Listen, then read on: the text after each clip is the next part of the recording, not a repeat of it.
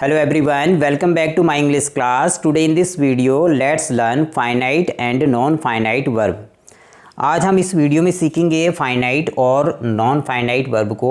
सबसे पहले हमें सीखना है फाइनाइट वर्ब की डेफिनेशन, उसके बाद नॉन फाइनाइट वर्ब की डेफिनेशन, उसके बाद हम सीखेंगे टाइप्स ऑफ नॉन फाइनाइट में इन्फिनेटिव को, जेरेंड को और पार्टिसिपल को।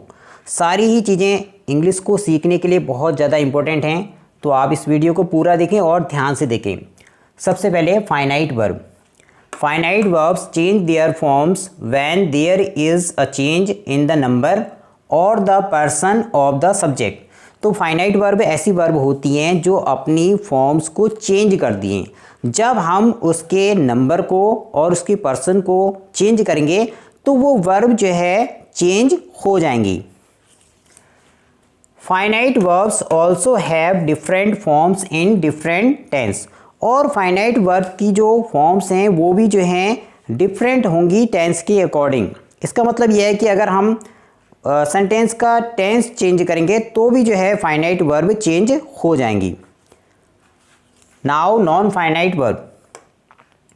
Non-finite verbs do not change their forms when the number or person of the subject changes. और नॉन फाइनाइट वर्ब ऐसी वर्ब हैं जो अपनी फॉर्म्स को चेंज नहीं करती हैं, चाहे हम उसका पर्सन बदलें या उसका नंबर बदलें या फिर जो है हम उस सेंटेंस का टेंस चेंज करें, तो नॉन फाइनाइट वर्ब अपनी फॉर्म्स को चेंज नहीं करती हैं। अब इसको हम जो है एग्जाम्पल से समझेंगे। यहाँ पर देखिए, they want to sing, he wants to sing. तो ये दो सेंटेंस हमने लिए। तो यहाँ पर देखिए, यहाँ पर लिया हमने प्लूरल और यहाँ पर लिया हमने ही सिंगुलर। तो सिंगुलर और प्लूरल के अकॉर्डिंग जो है ये चेंज हो जाएंगी, यानी कि जो है हमने इसका नंबर, यहाँ पर जो है हमने सब्जेक्ट का जो है नंबर चेंज किया, प्लूरल से सिंगुलर किया, तो वर्ब जो है ये वॉन्ट चेंज हो गई। यहाँ पे वॉन्ट है, यहाँ पे वॉन्ट्स है। और यहाँ पर उसके बाद हमने क्या किया, यहाँ पर हमने लिया थर्ड पर्सन और यहाँ पर आई लिया हमने first person, I want to sing. यहाँ पर फिर जब हमने इसका पर्सन चेंज किया तो भी ये चेंज हो गई, यहाँ पर वॉन्ट्स है, यहाँ पर वॉन्ट है। उसके बाद आप देखिए नेक्स्ट में, I want to sing, Ravi wanted to sing. यहाँ पर हमने क्या किया, इसका टेंस चेंज कर दिया। ये प्रेजेंट टेंस है और ये पास्ट टेंस है। ये टेंस हम आगे पढ़ेंगे और अच्छी तरह आपको समझ में आ जाएगा। तो यहाँ पर जो है हमने इसका टेंस चेंज किया तो भी जो है ये वाली वर्ब की फॉर्म चेंज हो गई। यहाँ पर देखिए वांट है, यहाँ पे वांटेड है। तो यहाँ पर जो है अब आपको देखना है, ये वांट जो है वो चेंज हो रही है। यहाँ पर वांट है, यहाँ पर वांट्स है, फिर वांट है, फिर उसके बाद वांटेड है। लेकिन अगर आप देखिए ये sing, to sing, to sing, to sing और टू सिंग, ये जो है हमारी चेंज नहीं हो रही है। तो ये है हमारी जो चेंज नहीं होगी वो होगी नॉन फाइनाइट वर्ब, और जो ये चेंज हो रही है ये है फाइनाइट वर्ब। यानी कि फाइनाइट वर्ब तो चेंज हो रही है और नॉन फाइनाइट वर्ब चेंज नहीं हो रही है, चाहे हमने उसका नंबर चेंज किया है, चाहे उसका हमने पर्सन चेंज किया, चाहे हमने उसका टेंस चेंज किया। तो नॉन फाइनाइट वर्ब जो है वो चेंज नहीं होंगी और फाइनाइट वर्ब जो है चेंज हो जाती हैं। तो ये आपको समझ में आ गया है। अब हम सीखेंगे टाइप्स ऑफ नॉन फाइनाइट। अब नॉन फाइनाइट जो है उसके टाइप्स को हमें सीखना है। तो ये तीन टाइप की होती हैं, इन्फिनेटिव, जेरेंड और पार्टिसिपल। तो सबसे पहले सीखते हैं इन्फिनेटिव को। इन्फिनेटिव जो होती हैं वो ऐसी वर्ब होती हैं जो टू के साथ बेस वर्ब, यानी कि जो टू के साथ वर्ब की फर्स्ट फॉर्म होती हैं। Infinitives are the base verbs with और विदाउट टू। तो ये यानी कि बेस फॉर्म यानी कि वर्ब की फर्स्ट फॉर्म होती हैं और ये टू के साथ होती हैं, या कभी इसमें टू नहीं भी हो सकता है। दीज वर्ब्स टू से वाई समवन डज समथिंग। ये वर्ब हमें बताती हैं कि किसी ने अगर कोई वर्क किया है तो क्यों किया है। अब इसको एग्जाम्पल से समझते हैं। I have come, I have come, मैंने यहाँ पर लिखा आई हैव कम, यानी कि मैं आया हूँ यहाँ पर, क्यों। वाई समवन डज समथिंग, क्यों आया हूँ मैं, तो टू हेल्प यू। तो यानी कि जो टू हेल्प है यहाँ पर वो जो हो गई हमारी इन्फिनेटिव वर्ब हो गई, क्योंकि ये हमें बता रही है कि मैं यहाँ पर क्यों आया हूँ, यानी कि टू हेल्प यू। नेक्स्ट में देखिए सी वॉन्ट्स टू सिंग, तो यहाँ पर टू प्लस सिंग, हमने यहाँ पे बताया कि टू प्लस बेस यानी कि वर्ब की फर्स्ट फॉर्म होगी तो हमारी जो है ये इन्फिनेटिव होगी। यहाँ पर ये होगी हमारी to sing infinitive verb. I saw her cross the road, अब ये वाला इंपॉर्टेंट है। यहाँ पर देखिए कभी हमने इसमें बताया कि जो है कभी टू यहाँ पर नहीं भी होगा, तो इस सेंटेंस में टू नहीं है लेकिन ये भी इन्फिनेटिव है। तो जब हम यहाँ पे देखेंगे आई सॉ हर, जब यहाँ पर ये ऑब्जेक्ट आएगा, ऑब्जेक्ट के बाद अगर जब ये आएगी तो यहाँ पर हम यहाँ पर टू यहाँ पर ऐड नहीं करेंगे। तो यहाँ पर जो ये क्रॉस है ये भी इन्फिनेटिव है और लेकिन इसमें यहाँ पर टू ऐड नहीं है इसके साथ। We want to learn English, तो यहाँ पर जो है इन्फिनेटिव वर्ब हो गई हमारी to learn. Now next the last one, to find fault is easy, तो इसको जो है हम कभी सब्जेक्ट की तरह भी यूज कर सकते हैं। तो टू फाइंड जो है यहाँ पर लास्ट वाले में ये हमारी इन्फिनेटिव वर्ब है। नाउ नेक्स्ट जेरेंड, अब हम सीखेंगे जेरेंड को। तो जेरेंड क्या होती है, वर्ब में आईएनजी फॉर्म होती है यानी कि verb plus ING. The ING form of the verb that acts as a noun is called gerund. It can be used in the following ways. तो यानी कि वर्ब की ऐसी फॉर्म जो आईएनजी फॉर्म होती है उसे हम जेरेंड कहते हैं और वो नाउन की तरह वर्क करती है। जैसे एक एग्जांपल हम लेते हैं कि मान लो दो बॉयज़ हैं, एक नदी में जो है वो अपने दोनों हाथों को ऐसे कर रहे हैं और पैर को भी जो है फैला के जो है आगे पीछे नदी में जा रहे हैं, कभी इस साइड कभी उस साइड, दोनों बॉयज़। तो वो कर क्या रहे हैं, what is the name of that activity, उस एक्टिविटी का नेम क्या है, उस एक्टिविटी का नेम है स्विमिंग। तो स्विमिंग जो है वो एक नाउन भी है, जैसे हमने नाउन की डेफिनेशन में पढ़ा है naming words are called noun, यानी कि जितनी भी नेम्स होंगे वो जो होंगे नाउन होते हैं।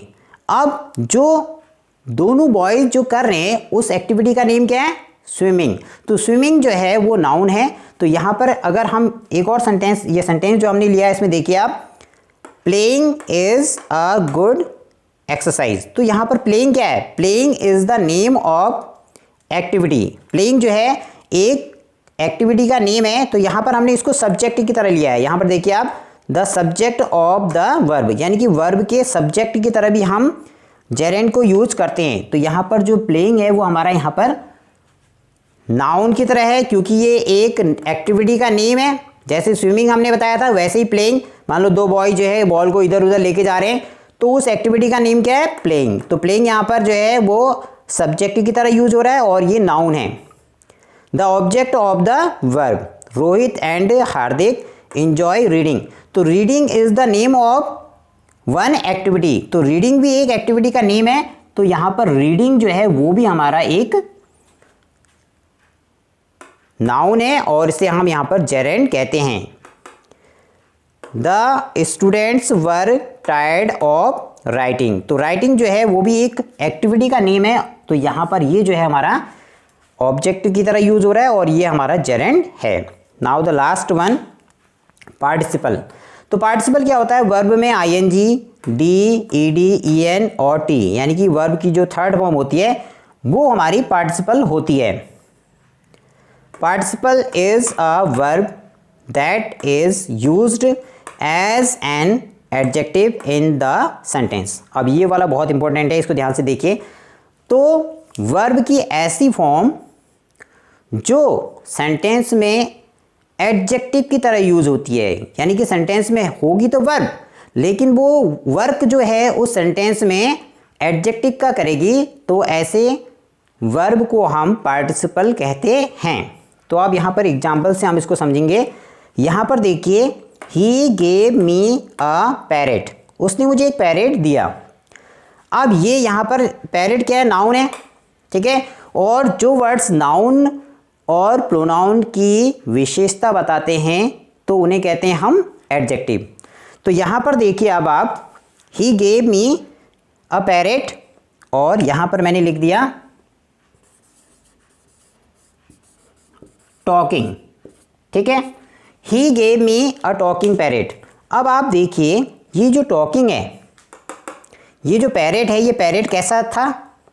जो पैरेट उसने मुझे दिया वो उसकी क्या विशेषता थी? उसकी ये विशेषता थी कि वो टॉकिंग करता था। तो ये जो वर्ड है टॉकिंग, ये यहाँ पर एडजेक्टिव है। वैसे तो ये वर्ब है, टॉकिंग वैसे वर्ब होती है, वर्ब प्लस आईएनजी, लेकिन इस सेंटेंस में ये इसकी विशेषता बता रहा है। यानी कि ये जो टॉकिंग है ये इस पैरेट की विशेषता बता रहा है कि वो जो पैरेट था वो बातें करता था। यानी कि ये वर्ड जो है एडजेक्टिव है क्योंकि ये इसकी विशेषता बता रहा है, और इस सेंटेंस में ये वर्ब एडजेक्टिव की तरह यूज हो रही है, इसे हम कहते हैं participle. Next, he jumped from a running train. उसने जंप किया ट्रेन से, और वो ट्रेन कैसी थी? वो ट्रेन जो है वो रनिंग ट्रेन में जो है उसने जंप किया। तो रनिंग जो है यहाँ पर इस ट्रेन की विशेषता बता रहा है, तो ये हो गया हमारा पार्टिसिपल। उसके बाद he sat in a broken chair. He sat in a chair, वो चेयर में बैठा, और वो चेयर कैसी थी? जिस चेयर में वो बैठा वो कैसी थी? उसकी क्या विशेषता थी? ब्रोकन, टूटी हुई। ये चेयर जो है टूटी हुई थी, ये चेयर की विशेषता ये बता रहा है ये वर्ड ब्रोकन। तो ये ब्रोकन जो है यहाँ पर हो गया एडजेक्टिव, तो इसे हम कहते हैं पार्टिसिपल।